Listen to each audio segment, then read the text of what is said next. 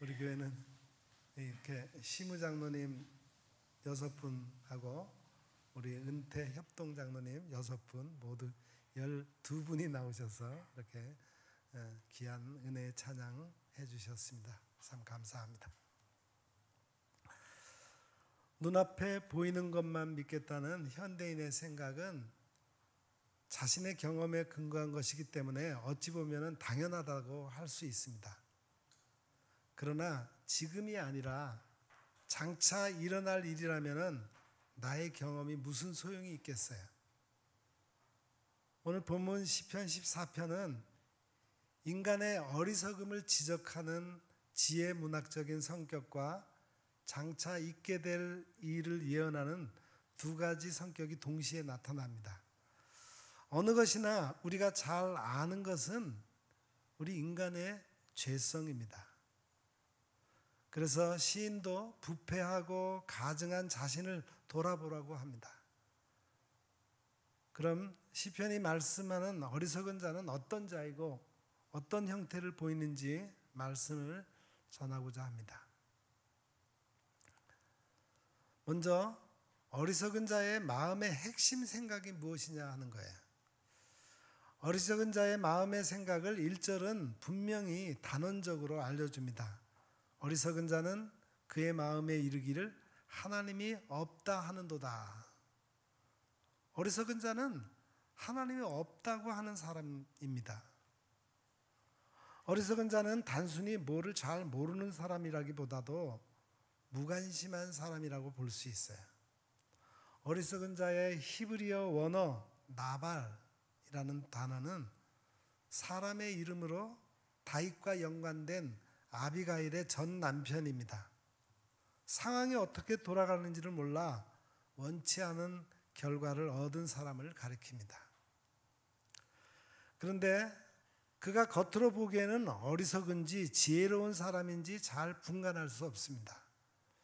어리석은 자는 마음으로 하나님이 없다고 하기 때문입니다.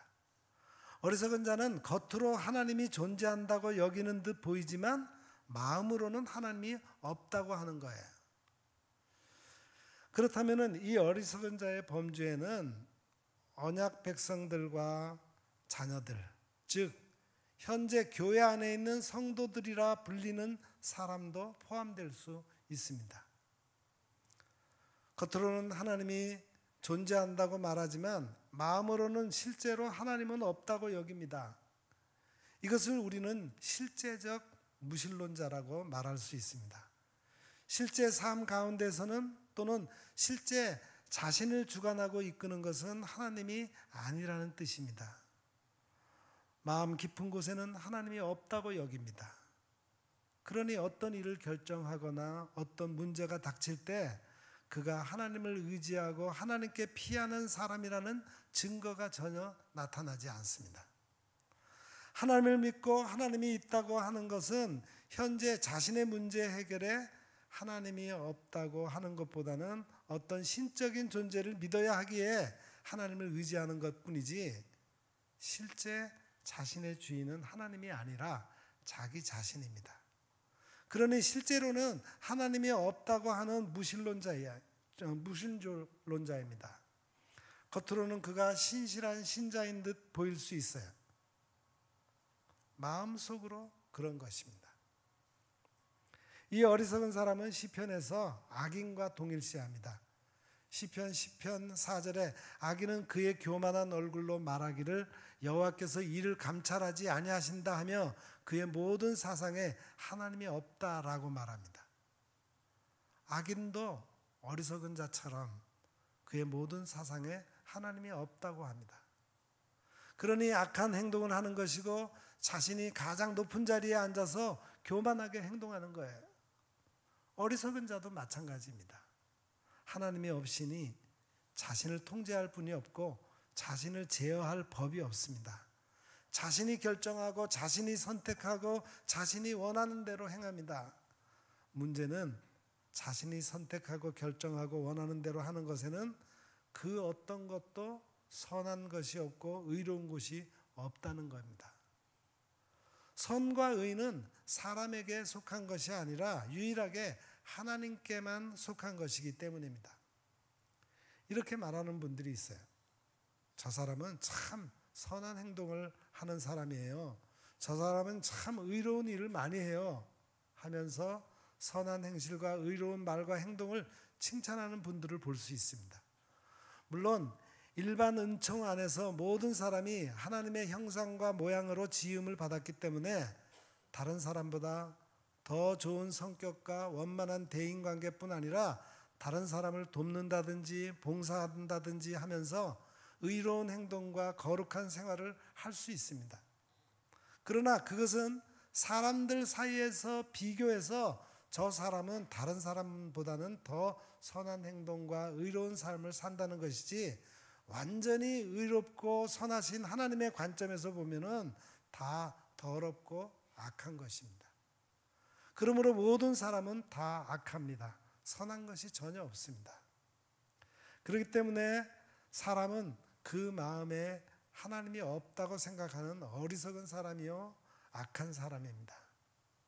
진정으로 주님의 성령의 거듭나게 하심과 우리의 생각까지도 새롭게 되지 않으면 우리는 실제로는 무신론자로 사는 것입니다.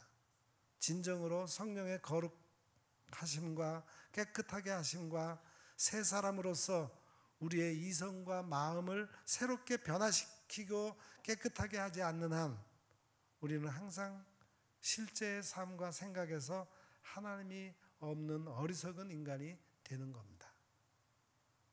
여기 1절에 어리석은 자는 마음에 하나님이 없다고 하면서 그들은 부패하고 그 행실이 가증하니 선을 행하는 자가 없다고 말씀합니다.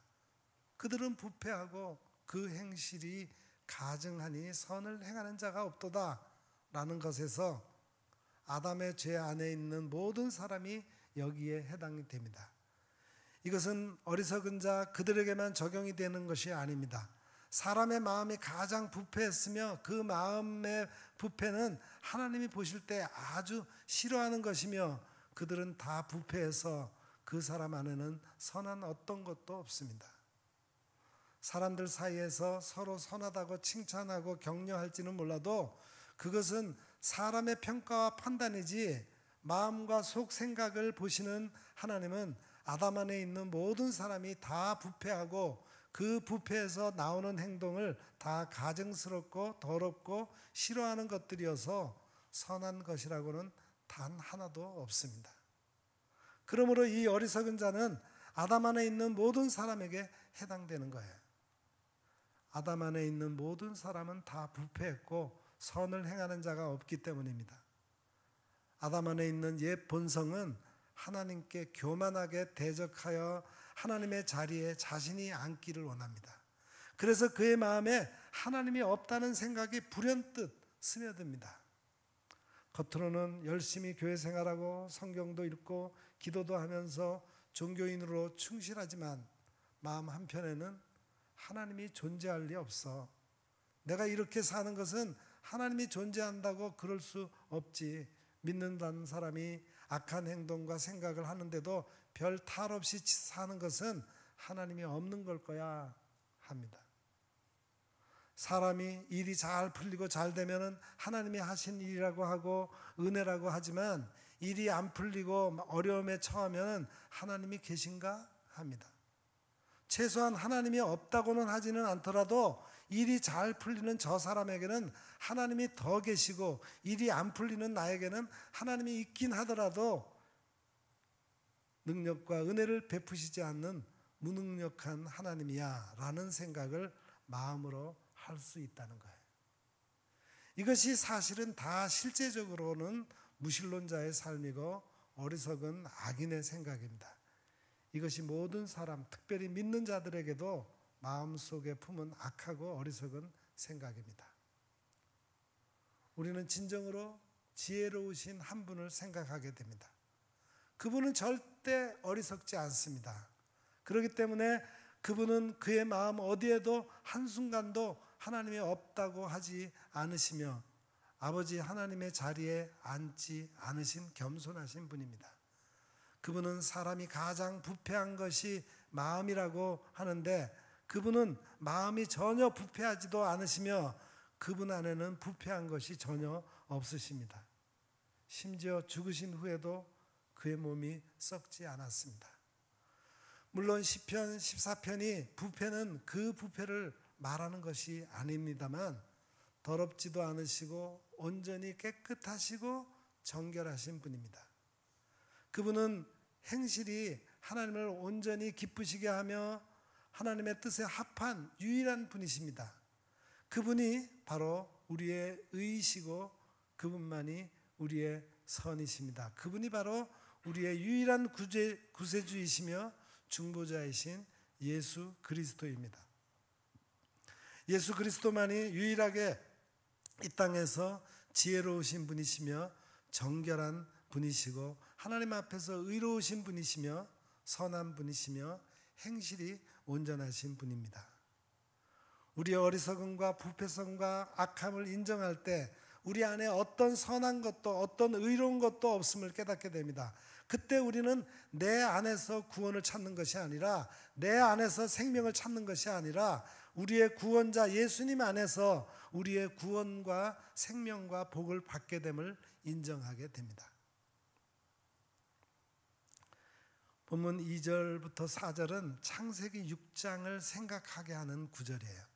창세기 6장 11절 12절을 보시면은 그때 온 땅이 하나님 앞에 부패하여 포악함이 땅에 가득한지라 하나님이 보신즉 땅이 부패하였으니 이는 땅에서 모든 혈육 있는 자의 행위가 부패함이었더라. 그리고 오늘 본문 2절 3절을 보세요. 여호와께서 하늘에서 인생을 굽어 살피사 지각이 있어 하나님을 찾는 자가 있는가 보려 하신즉 다 치우쳐 함께 더러운 자가 되고 선을 행하는 자가 없으니 하나도 없도다. 이렇게 창세기 6장과 시편의 14편의 내용이 비슷합니다.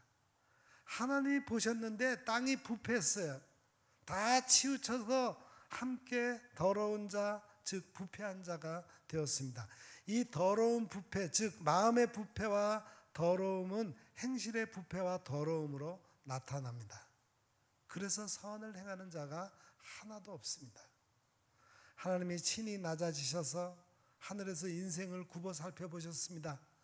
하나님은 전능하신 하나님이라 굳이 하늘에서 땅을 굽어 살펴보지 않아도 다 알 수 있습니다.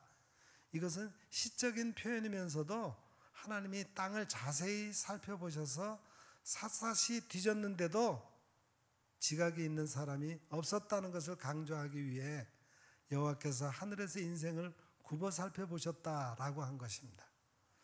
하나님이 자세히 땅을 살펴서 지각이 있는 자, 즉 어리석은 자처럼 하나님이 없다고 하면서 더러운 것으로 행동이 드러나는 사람이 아니라 지각이 있어서 이 세상을 창조하신 하나님이 계시고 온 우주 만물을 통제하시고 이 더러움에서 구원하실 분이 계시다라고 마음에 생각하며 하나님을 찾는 자가 있는가 보려 하셨습니다.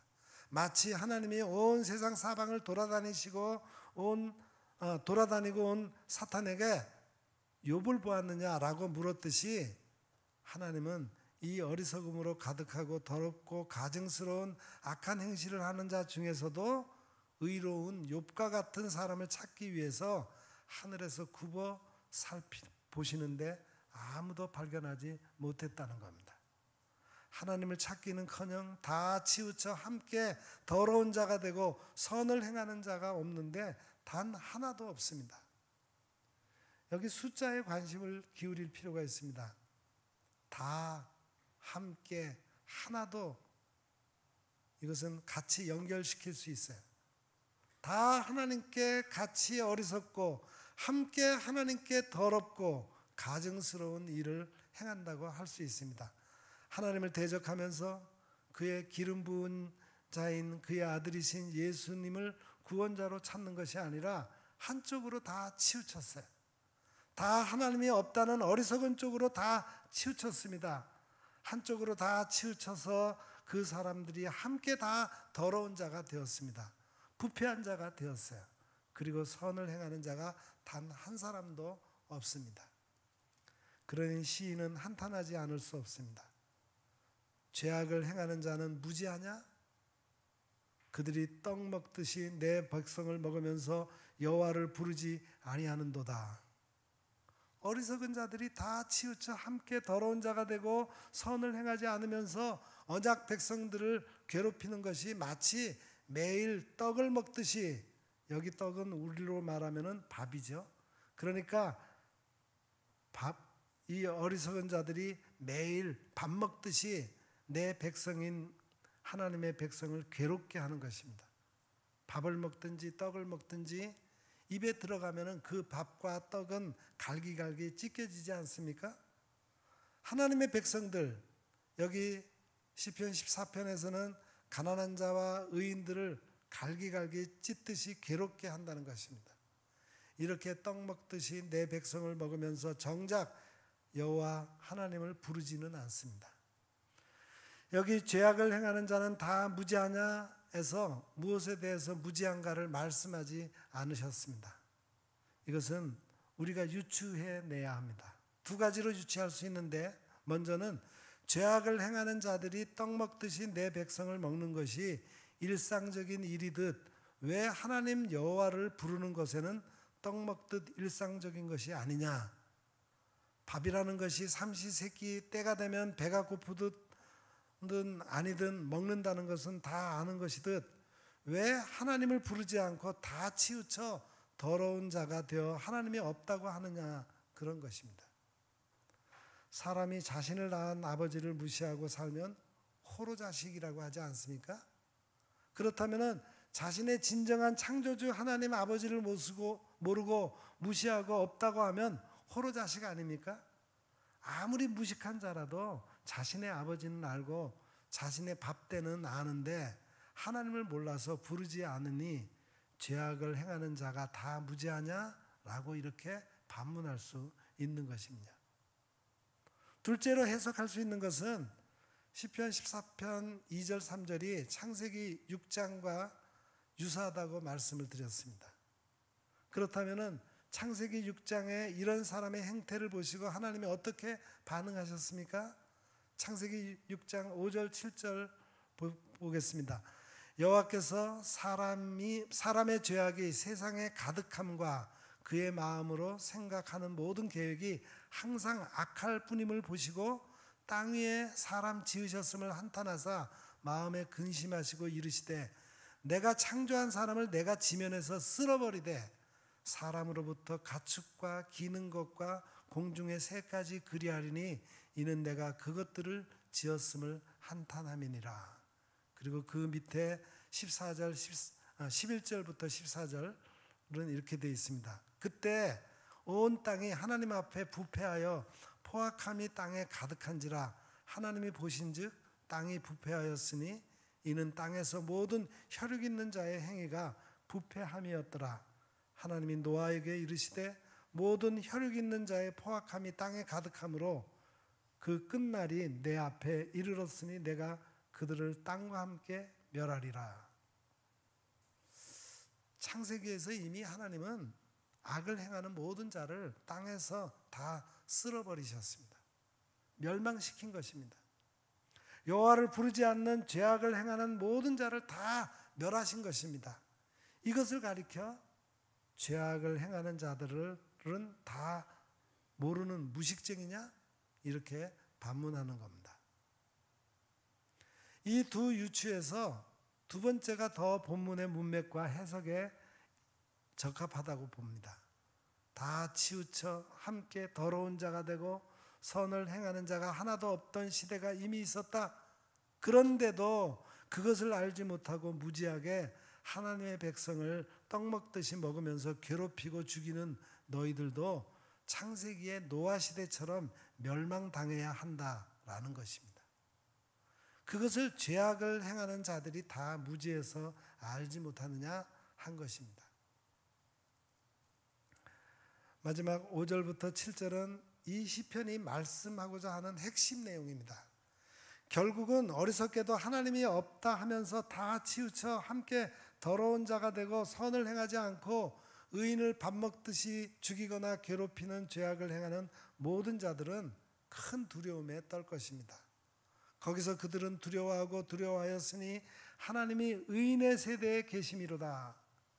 마치 노아의 시대에 하나님을 거역한 자들, 부패하여 포악으로 땅을 덮은 그들에게 하나님이 홍수로 두렵게 하셨듯이 죄악을 행하는 모든 자들도 큰 두려움에 빠질 것입니다. 그 노아의 시대에도 당대 의인인 노아의 세대에만 하나님이 계셔서 그의 집을 구원하셨듯이 이 부패한 때도 의인의 세대에 주님은 여전히 함께 계십니다. 5절에 의인의 세대라고 한 것은 당대의 의인인 노아와 대꾸로 작용할 수 있습니다.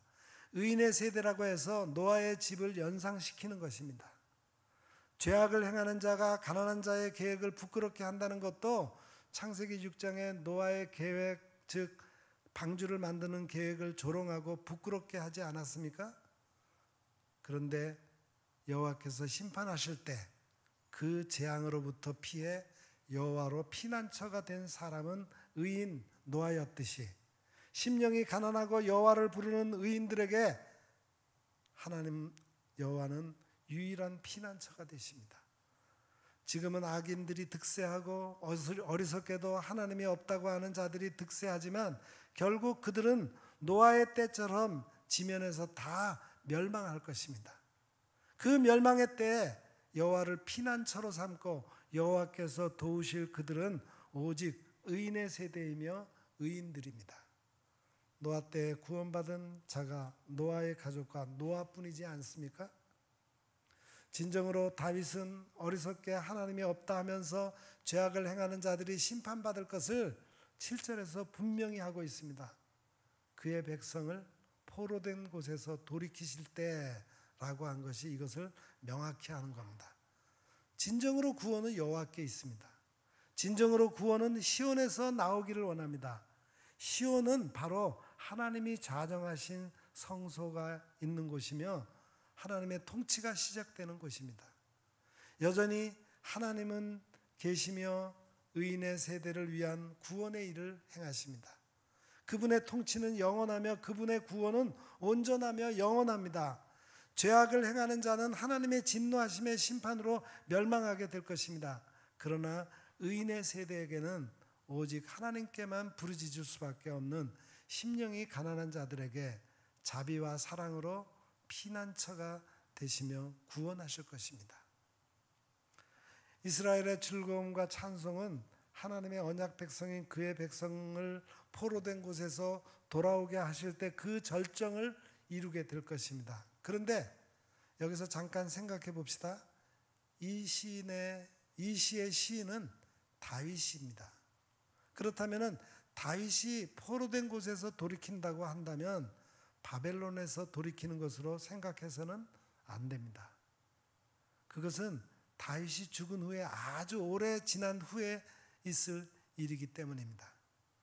그러므로 여기서 포로된 곳에서 돌이킨다는 것은 물리적인 어떤 지역이나 나라에서 포로로 잡혀 들어갔다가 돌아오는 것을 말하는 것이 아닙니다. 이것은 시온에 있는 언약궤, 법궤가 하나님의 임재의 상징인데 그 언약궤가 시온에 있다고 하여서 하나님이 그 지역 시온에 한정되어 있지 않고 거기에 물리적으로 제한받는 존재가 아니기 때문입니다. 그러므로 이 포로된 곳은 시온과 서로 대비되는 것입니다. 시온이 물리적 제한이 없는 하나님의 임재 방식, 즉 하나님의 존재를 상징한다면 포로된 곳은 여기 시편 14편에서는 하나님이 없다는 것에서 사로잡혀 어리석은 자들이 갇혀있는 영적 상태로 해석함이 적절합니다. 이것은 시온 즉 하나님이 계시다는 사실을 아는 자들과 포로된 곳, 즉 하나님이 없다는 어리석은 생각과 사상에 갇혀 무지의 흑암에 사는 자들과 상징적으로 대조로 쓰인 것입니다. 이 어둠의 무지 가운데 있는 어리석은 자들, 즉 하나님이 없다고 하는 자들을 잠잠하게 하고 그들의 어리석음의 포로에서 건져낼 확실한 것은 시온입니다. 왜냐하면 시온에는 하나님의 임재의 상징인 언약궤가 있기 때문입니다. 시온에 언약궤가 있는데 하나님이 없다고 하는 자들은 얼마나 어리석은 자들입니까? 하나님의 언약한 그의 백성들은 이 어리석음의 무지에 포로된 곳에서 돌이켰습니다. 이것이 진실로 하나님의 은혜입니다. 이것을 야곱 즉 하나님의 언약 백성인 이스라엘이 즐거워하고 야곱이 기뻐하는 것입니다. 이전에 우리도 어리석은 자요 무지한 자였습니다. 하나님 앞에서 가증하게 여김을 받는 자들이었어요. 노아의 때처럼 심판의 대상이었습니다. 우리는 진정으로 이스라엘 밖, 즉 언약 백성 밖의 사람들이었습니다. 우리는 죄와 사망의 감옥에서 갇혀 포로된 자였습니다. 그런데도 그 삶이 포로인지도 모르고 제잘난 맛에 산 존재였어요. 그러나 자비로우시고 사랑이 많으신 하나님의 은혜로 예수님으로 말미암아 성령을 보내심으로 이 이스라엘 밖, 즉 언약 백성 밖의 이방 땅 한국에도 빛이 비추었습니다. 우상과 세상과 사탄과 자신을 왕으로 섬기던 이 포로 수용소 흑암의 감옥에 빛이 비추었습니다. 예수님의 복음의 빛이 비추었어요. 말씀이 전해졌습니다. 이제 하나님이 만왕의 왕이시며 참 신이시며 창조주이시고 예수 그리스도를 통해 구원해 주셨음을 깨닫게 하셨습니다. 진정으로 구원은 예수 그리스도의 속죄로 이루어진 것을 깨닫게 해주셨습니다. 진정 구원은 시온 즉 하나님으로부터 오는 것임을 알게 해주셨습니다. 우리는 이 예수 그리스도를 통한 하나님의 구원을 즐거워하고 기뻐할 수밖에 없습니다. 우리는 이 공적 예배를 통해 하나님의 이 놀라운 사랑과 자비하심으로 우리를 예수 그리스도를 통해 구원하신 것을 감사하고 기뻐하고 찬송합니다. 우리는 이 복된 소식을 전하는 교회에 속한 것을 즐거워합니다. 오직 구원을 주시는 하나님을 즐거워합니다. 그분만을 예수 그리스도 안에서 기뻐합니다. 우리는 예수님으로 말미암아 죄와 사망의 감옥, 사탄과 세상과 자신으로부터 찾았던 구원에서 돌이켜 진정한 구원자이신 예수님을 믿게 되었습니다. 이것이 놀라운 사랑이며 은혜입니다. 이것을 즐거워하고 기뻐합니다. 우리는 이제 더 이상 어리석은 무지에 빠져 포로된 곳에 갇혀 있는 자들이 아닙니다. 우리는 그 흑암의 무지한 세상에서 분리어 나와 교회의 회원이 되었습니다. 예수 그리스도로 말미암아 새로운 나라에 들어온 것입니다. 포로된 곳에서 시온으로 돌이킨 것입니다. 이것은 오직 예수 그리스도를 통한 하나님의 사랑과 성령님께서 말씀을 주시고 깨닫게 하신 것을 통해 이루어진 것입니다. 우리를 어리석음에서 구원하신 삼위일체 하나님을 즐거워하며 기뻐하십시다. 기도하겠습니다. 거룩하신 하나님, 겉으로는 하나님의 존재를 인정하는 것 같으나 실제 마음으로는 하나님이 없다면서 제 마음대로 살려고 했던 교만을 이 시간 내려놓습니다. 의롭지 않고 선을 행하려 하는 마음도 없는 저희들을 하나님의 백성으로 삼으시려고 예수님을 보내주시어 어리석음을 깨닫게 해주신 은혜를 감사드립니다. 더 이상 흑암이 가득한 세상에서 부패하고 더러운 세상에 살지 않게 하시고 하나님이 늘 우리와 함께 하심을 느끼며 기뻐 찬양하며 살아가는 저희들 되게 해 주옵소서. 예수님의 이름으로 간절히 기도드립니다. 아멘.